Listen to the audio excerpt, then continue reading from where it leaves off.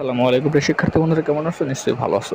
তোমরা যারা HSC 2024 student, তোমরা ইতিমধ্যে দেখতে পাচ্ছ যে তোমাদের পরীক্ষা পেছানোর জন্য অনেক আন্দোলন করা হচ্ছে এবং একটি ফেসবুক এবং সামাজিক যোগাযোগ মাধ্যমে অনেক কথাবার্তা হচ্ছে পরীক্ষা পিছানোর জন্য।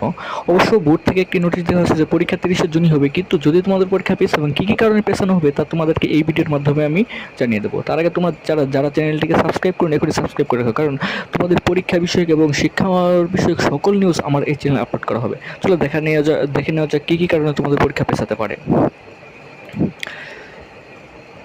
আমরা এক নম্বর যে কারণটি ধারণা করছি, যেটি হলো ঘূর্ণিঝড়ের কারণে ঘূর্ণিঝড় কবলিত এলাকায় শিক্ষার্থীদের পড়ালেখার অনেক সমস্যা হচ্ছে। তোমরা জানো যে যে এলাকায় ঘূর্ণিঝড়ে বেশি ক্ষতিগ্রস্ত হয়েছে সে এলাকায় অবশ্যই 4 থেকে 5 দিন কারেন্ট থাকেনি। সো বিদ্যুৎ না থাকায় অনেক শিক্ষার্থী পড়ালেখায় সমস্যা ঘটেছে। এবং যে দ্বিতীয় নম্বর কারণটি হলো, সেটি হলো সিলেটে আবার বন্যার কারণে অনেক অঞ্চল পানিতে ডুবে গেছে, ফলে সে এলাকার শিক্ষার্থীদের পড়ালেখার অনেক সমস্যা হচ্ছে। আসলে কোনো এলাকায় যদি বন্যার পানি থাকে এবং সেখানে পড়ালেখা একটু কষ্টসাধ্য হয় এবং পড়ালেখাটা প্রায় অসম্ভব হয়ে পড়ে। এবং তৃতীয় নম্বর যে কারণ, সেটি হলো সাধারণত যেখানে তোমাদের সময় পাওয়ার কথা ছিল 2 বছর, কিন্তু সেখানে তোমার সময় পেয়েছো মাত্র 15 মাস। তার জন্য তোমাদের অনেকেরই সিলেবাস এখনও শেষ হয়নি। সো সিলেবাস শেষ না করে পরীক্ষা দেওয়াটা অনেক টাফ।